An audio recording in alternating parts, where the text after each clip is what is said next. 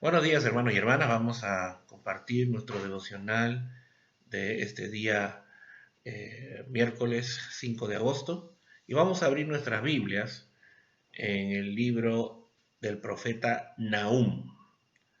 El libro del profeta Nahum. El profeta Nahum, que es uno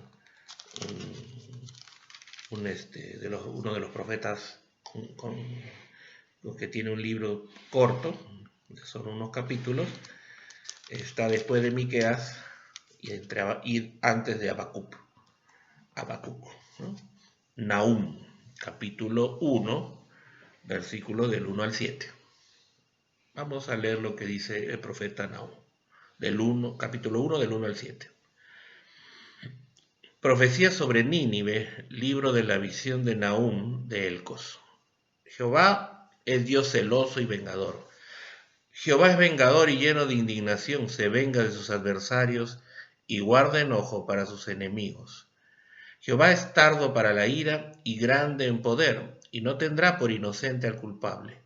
Jehová marcha en la tempestad y el torbellino, y las nubes son el polvo de sus pies. Él amenaza al mar y lo hace secar, y agosta todos los ríos. Basán fue destruido, y el Carmelo y la flor del Líbano fue destruida. Los montes tiemblan delante de él y los collados se derriten. La tierra se conmueve a su presencia y el mundo y todos los que en él habitan. ¿Quién permanecerá delante de su ira? ¿Y quién quedará en pie en el ardor de su enojo? Su ira se derrama como fuego y por él se hienden las peñas. Jehová es bueno, fortaleza en el día de la angustia y conoce a los que en él confían. Y vuelvo a leer el último versículo. Jehová es bueno, fortalece en el día de la angustia y conoce a los que en él confían. Misterios complejos, dice el título del devocional de hoy. Mientras caminábamos con mi amiga, hablamos sobre cuánto amamos la Biblia. Me sorprendió cuando ella dijo, sí, pero el Antiguo Testamento no me gusta mucho. Dios mío, tan lleno de historias fuertes y de venganzas. Tal vez nos identifiquemos con estas palabras y nos choque cuando leemos un libro como el de Nahum que declara cosas tales como el Señor es vengador y lleno de indignación. Sin embargo, el versículo siguiente nos llena de esperanza. El Señor es tardo para la ira y grande en poder. Al profundizar en el tema de la ira de Dios, entendemos que cuando la emplea, suele hacerlo para defender a su pueblo o su nombre.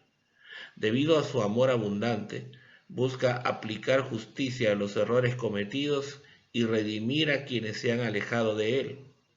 Esto no solo lo vemos en el Antiguo Testamento, sino también en el Nuevo Testamento, cuando envía a su Hijo en sacrificio por nuestros pecados. Quizá no entendamos los misterios del carácter de Dios, pero podemos confiar en que Él no solo administra justicia, sino que también es la fuente del amor perfecto. No hay por qué temerle, ya que el Señor es bueno, fortaleza en el día de la angustia y conoce a los que en Él confían. La justicia y el amor de Dios confluyen en la cruz.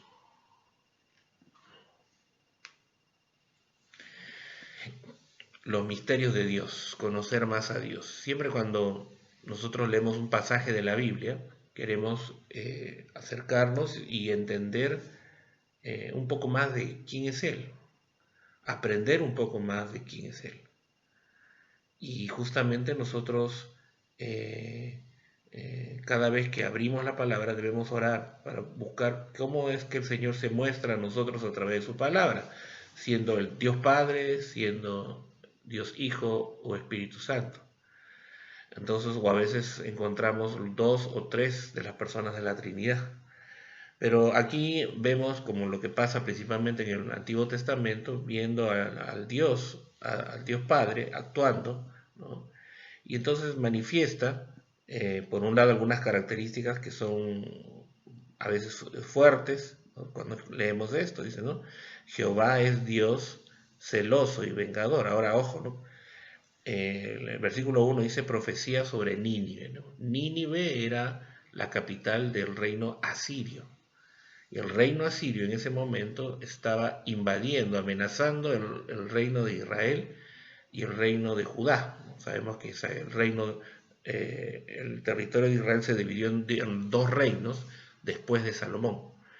Y entonces el reino de Israel tenía como capital Samaria, y ese reino se había alejado totalmente de Dios. El reino de Judá, que mantenía su capital en Jerusalén, se mantuvo irregularmente con algunos reyes fieles a Dios. Entonces, el primer reino que cae bajo dominio extranjero es el reino de Israel, el reino del norte, cuya capital era Samaria. ¿Y quién nos lo conquistan? Los asirios, cuya capital era Nínive. Entonces, la profecía de Nahum está enfocada, dirigida hacia Nínive. Por eso, cuando dice Jehová es Dios celoso y vengador, Jehová es vengador y lleno de indignación, se venga de sus adversarios y guarda enojo para sus enemigos, se está refiriendo a Nínive, está haciendo una advertencia a Nínive de que si se han atrevido a tocar a su pueblo, están tocándolo a él, se están metiendo con él, y Dios es celoso y vengador de su pueblo. A eso se refiere. Entonces, y de ahí viene el versículo 3, ¿no? Jehová es tardo para la ira y grande en poder y no tendrá por inocente al culpable, ¿no? Entonces Dios va a ejercer justicia contra aquel que intente ir contra su pueblo y va a desatar su ira, ¿no? Entonces, como lo dijo muy bien el pasaje, la ira de Dios responde inmediatamente a quienes atentan contra su pueblo, pero también contra los que atentan contra su santidad, ¿no? Entonces, y después dice, Jehová marcha en la tempestad y el torbellino y las nubes son el polvo de sus pies, y de ahí comienza a hacer una serie de descripciones sobre su predominancia sobre la naturaleza, ¿no? Que Dios es mucho más que las fuerzas de la naturaleza, hablando de su poder, de su capacidad de poder desplegarse totalmente para derrotar y aplicar su ira sobre aquellas naciones que atenten sobre su nación. Entonces, por eso dice el versículo 6, ¿no? ¿Quién permanecerá delante de su ira? ¿Quién quedará en pie en el ardor de su enojo? O su ira se derrama como fuego y poder se hiende en las peñas. Miren las palabras, ¿no? O sea, cuando Dios manifiesta su ira, ¿no? y actúa en defensa de su pueblo y se manifiesta como tal, no hay nada que lo detenga, ¿no? No hay nada que pueda hacerle frente, porque es Dios, ¿no? Manifestándose y actuando en respuesta al pecador o a la nación que amenace a su pueblo. Entonces ese es el contexto del mensaje, ¿no? Pero nos permite conocer cómo es Dios frente a su pueblo, ¿no?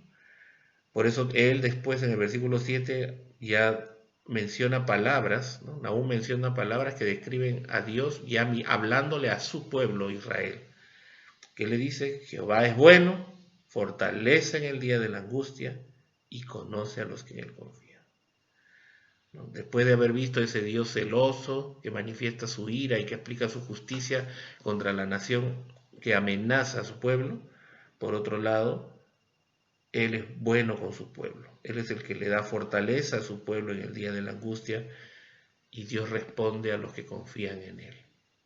Qué hermosas palabras. Este es un versículo que después de palabras tan fuertes viene a traer paz para nosotros, ¿no? Y es verdad, profundizar en el conocimiento de Dios nos lleva a ver estos aspectos de Él. Gracias podemos tener la seguridad de que nuestro Dios no es un Dios impulsivo, es un Dios que actúa conforme a su justicia y a su amor.